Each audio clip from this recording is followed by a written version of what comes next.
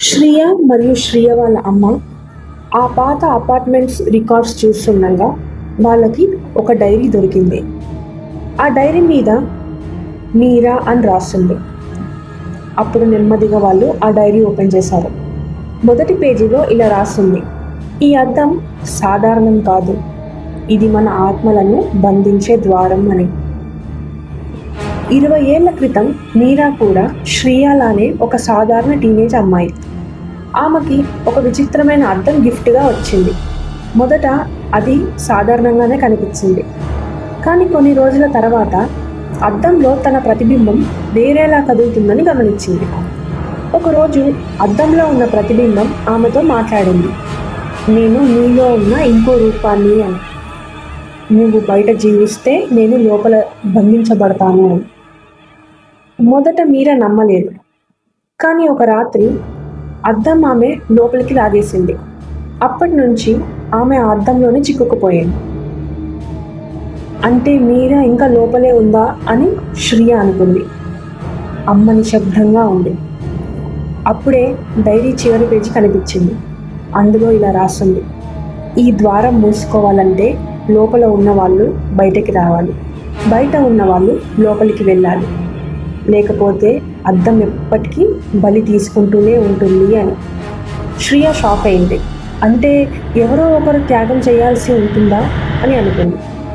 ఆ రాత్రి అద్దం మళ్ళీ కదలడం మొదలైంది. ఈసారి శ్రియ భయపడకుండా అద్దం ముందు నిలబడింది. గట్టిగా ఇలా అంది, మీరా బయటికి రా అని. అద్దం మెరుస్తుంది. మీరా ముఖం కనిపించింది. ఆమె చిరునవ్వు నవ్వింది. చివరికి నువ్వు నన్ను అర్థం చేసుకున్నావు అంది మీరా. నిన్ను బయటికి తీసుకురావడానికి నేను లోపలికి వస్తాను అని శ్రియ చెప్పింది. శ్రియ వాళ్ళమ్మ షాక్ అయ్యింది. లేదు శ్రియ, నువ్వు వెళ్ళొద్దు అని అరిచింది. కానీ అప్పటికే ఆలస్యమయ్యింది.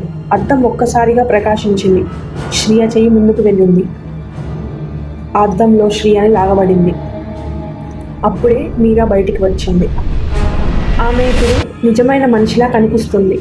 ఆమె కళ్ళల్లో ఆనందం, కానీ ఆ నవ్వు మాత్రం భయంకరం. ఇప్పుడే నాకు స్వేచ్ఛ లభించింది అని అంది మీరా. శ్రియ వాళ్ళమ్మ కన్నీళ్లు పెట్టుకుంది. శ్రియ అని కేక వేసింది. అద్దం లోపల శ్రియ బంధించబడింది. ఆమె బయటకు చూస్తూ అరిచింది, అమ్మా అని. కానీ ఒక ట్విస్ట్. మీరా బయటికి వచ్చిన వెంటనే ఆమె ముఖం మారడం మొదలైంది. ఆమె శరీరం నెమ్మదిగా నీడలా మారుతుంది. ఆమె భయంతో అరిచింది, ఇదేమిటి ఇలా అయిపోతున్నాను అని. అద్దం నుంచి ఒక గళం వినిపించింది, నువ్వు బయటికి వచ్చావు, కానీ ఈ శాపం నుంచి ఎవరూ తప్పించుకోలేరు అని. అద్దం మళ్ళీ మెరుస్తోంది. మీరా మళ్ళీ లోపల లాగబడింది. ఇప్పుడు అద్దంలో ఇద్దరు కనిపిస్తున్నారు. ఒకరు మీరా, మరొకరు శ్రియ. బయట ఆ గదిలో అద్దం మళ్ళీ సాధారణంగా కనిపించింది. కానీ రాత్రి 12 అయ్యాక ఇప్పుడు 2 నీడలు కనిపిస్తున్నాయి. ఒక నీడ సహాయం కోసం ఎదురు చూస్తుంటే, ఇంకొకటి బలి కోసం ఎదురు చూస్తుంది.